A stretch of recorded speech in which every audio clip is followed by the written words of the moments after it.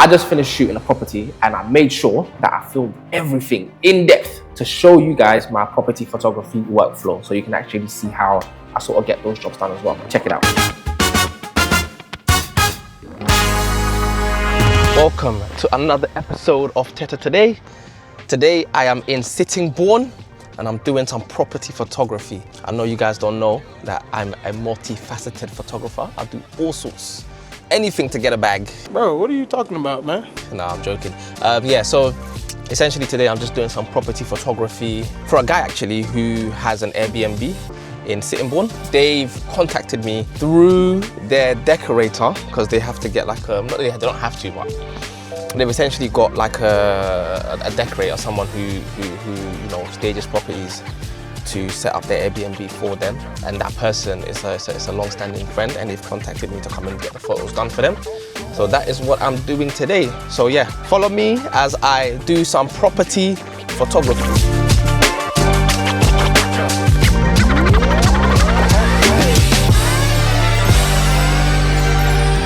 So ideally for a property shoot, this is all the gear I need. So essentially just a gimbal, Canon R5, and a wide lens. I've also got one more tight lens that I'm going to be using for detail shots, but essentially you just need a wide lens, the 12mm, to capture the space and to make the space look bigger than it actually is as well. So yeah, that's my kit. It's simple, yeah. The reason why I bought that big bag is just so I can have a light stand, and essentially I just plop that on top like so. And that's my whole setup, done. I just grabbed the side bag, and in my side bag, I just have some spare batteries in this charger, one spare battery. And then I have an 85mm lens as well. And that will allow me to capture the details of the items in the property once I've sort of captured the actual spaces. Essentially, this is the setup. Camera, gimbal, and a bag. Can I come in? Beautiful, beautiful, beautiful. Just bear with me. 1 second. You know, I always have to. Maybe you might not want to be on camera, you don't want to be heard, so I always have to check. What?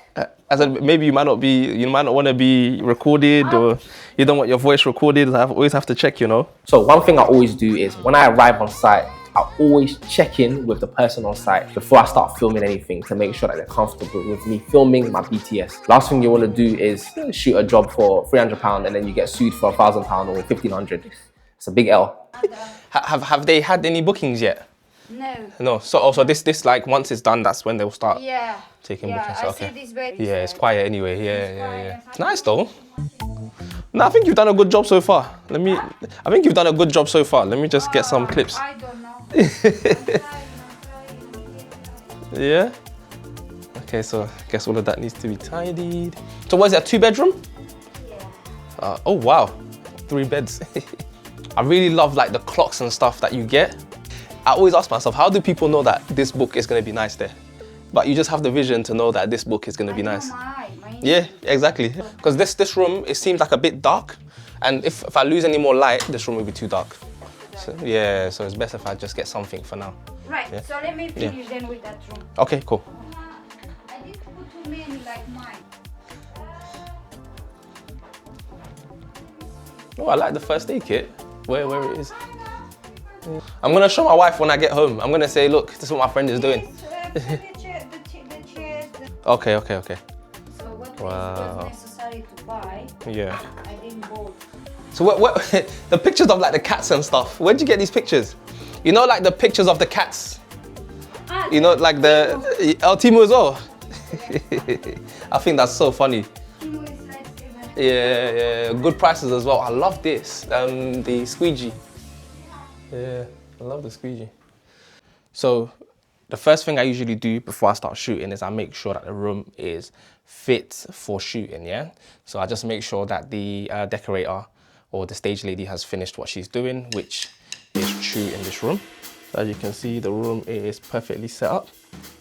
Yeah, bed is all done, wall clock, everything. I essentially check all the details, make sure everything is set up. Then the next thing I do is I connect my camera to my phone. So as you see, I just use the Canon Camera Connect app. Just pair it up really, really quickly. And once the phone is paired with the camera, I'll position the camera in the corner of the room. So essentially I'll take 4 pictures at 4 different brightness levels of the room, just so I can retain the dark side of the pictures, or the dark side of the image, and the bright side of the image, because it will essentially all get merged into one image. Once that's done, I'll just move the camera to another place or another corner in the property or in the room.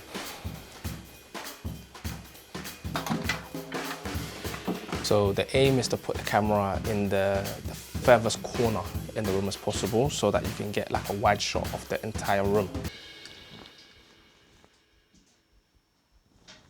Don't worry. If I see any spots like on the carpet or anything, I'll use the photo editor to like just remove it. Yeah.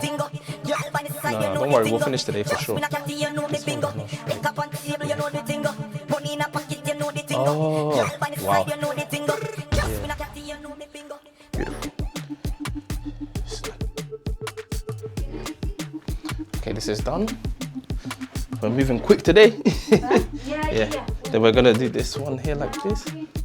So we're gonna go back to the dark image, bright image, sorry. 1 of 1, then 1/4, then 1/15, 1/60. Done. And we're gonna shoot this way. So one thing I've been trying to figure out is that on the R5, you're able to do the multiple exposure thing. And I still haven't figured it out. I've played with the settings so many times and I just don't get it. So I do it manually, right? So as you can see in the app, I'm literally taking a picture, changing the exposure, taking the same picture again and changing the exposure. I'm literally doing it manually when it's probably just one button to press in the camera. If you lot know what it is, please put it in the comments for me. So we're gonna leave the door open on the camera. Beautiful, done. So corridors are done. That's done, that's done. Now we essentially just have to wait until the bathroom is ready. So the bathroom is ready. Good. You know, the bathroom, I think I'll just do a straight image. Yeah, you can bring everything to the corridor because the corridor is basically done. Oh, for like the bathroom, I think the bathroom is also done. Let me take it this way so I can see the other side of the bathroom. One bright picture. Dark picture and one darker picture. Bathroom is finito. I'm getting so much inspiration. Yeah. So much. I can see. Yeah. I don't really have an eye for design, so this kind of opportunity is good for me. Yeah, you want to try. Yeah. Another tip, really quick one, is make sure that if you have the time to, shoot everything twice. Shoot everything twice. Even if it's a slightly different angle, I think it helps because in post-production later on, you have a lot more to play with. Obviously it's more work, but at the end of the day, the whole purpose of this whole thing is to make sure you're putting out the best quality deliverable you can do. So yeah, I would always advise that you shoot everything twice. So as you can see in the video, I spent a lot more time in some of the spaces because I was actually shooting some places twice. You understand? The bedroom twice. I shot it wide and I got the tight shots, and then I changed the angle a little bit and then shot again. So I think it's really important that, you know, if you can shoot something twice, get it done.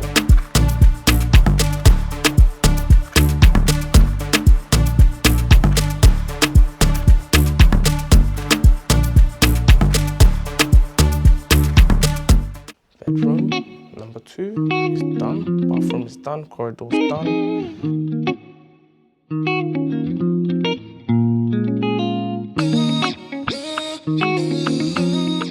This is proper like OCD. What, OCD? Yeah. You think so? No, but it's good. It's good. It's like, it's nice. I have that one too. Yeah. ADHD, OCD, everything. I think it looks good. Yeah. All right, I'm gonna start shooting. So once I'm done getting all the wide shots, I put the 85mm on the camera and I go around and I capture the details. So that's what I'm currently doing now. So I'm gonna do the kitchen, this area, and I'm gonna do this side. And then I'm gonna put the camera here and then take this way. Yeah, exactly.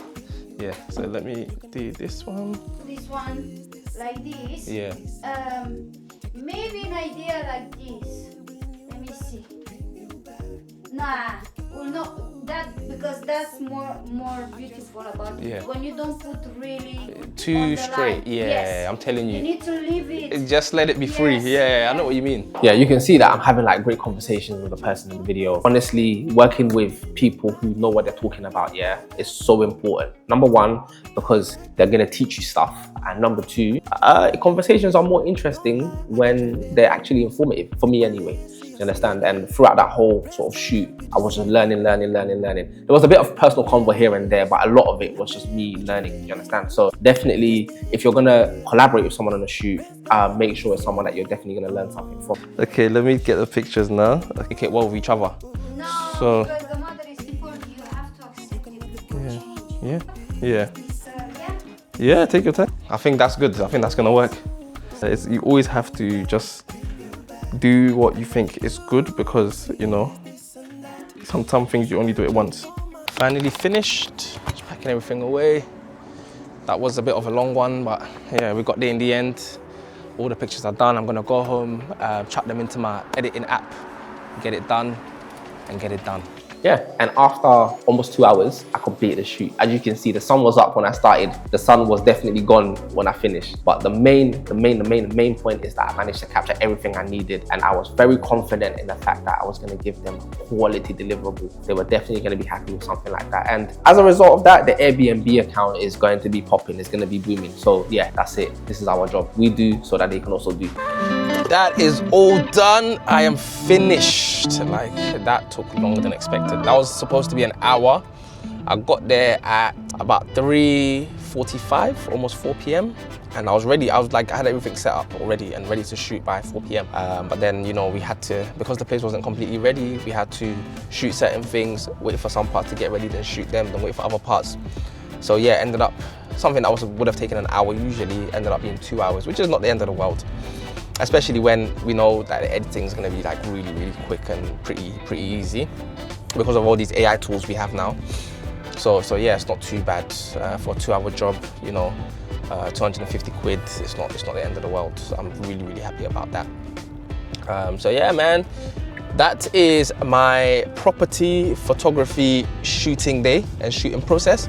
If I get the opportunity, I will definitely show the editing process as well. I'm going to try out some new AI tools, as I just mentioned, and I'm going to show you my Lightroom process as well, so we can kind of see and compare what's better. Whether I just go the AI route and just pay some money, or I just go the manual route and essentially just do it for free, or do it for a subscription that I already pretty much pay for, which is Adobe Lightroom. So yeah, we'll find out. So before I go, just to recap my shooting process. So what you would have just seen is when I arrive, I keep a camera on a gimbal and I have a really wide lens, right? The reason why I keep a camera on a gimbal is because it's easily maneuverable and it's steady, like it's infinitely steady, right? So I literally put the camera on the gimbal, I will double press the trigger button and it will level it. So the image is already very level, it's very steady, and then if I need to move it left and right, I just move the joystick or I just do it on my phone. So that's the first reason, or the main benefit as to why I put the camera on a gimbal and shoot that way. Now the second thing is I use a 12mm lens, right? A 12mm lens is gonna capture the entirety of the room. Most people use a 16mm. I use a 12mm lens, again, because it captures more and it just makes the room look bigger, you know? It makes the room look bigger. The client's gonna be happier because they're like, wow, like my eyes don't usually see this perspective, so it's different. Yeah, and it gives the viewer, like not the customer, the viewer, the person that's gonna take in the image, it gives them a better idea of what's in the space. So obviously the space looks exaggerated, but you get to see more of what's in the space and how it all fits together. And I think that's important when making a decision as to what Airbnb you're gonna pick. So yeah, that's definitely one of the reasons why I use a wide lens as well. And then I also use a zero distortion lens. So most of the time when you use a wide lens, you'll find that the lens is, like when it's super wide, it looks like a fisheye and all the corners are bent. So I use a zero distortion lens, which means that all the corners and the lines in the picture are gonna be straight. So I don't have to, again, fix that in post later.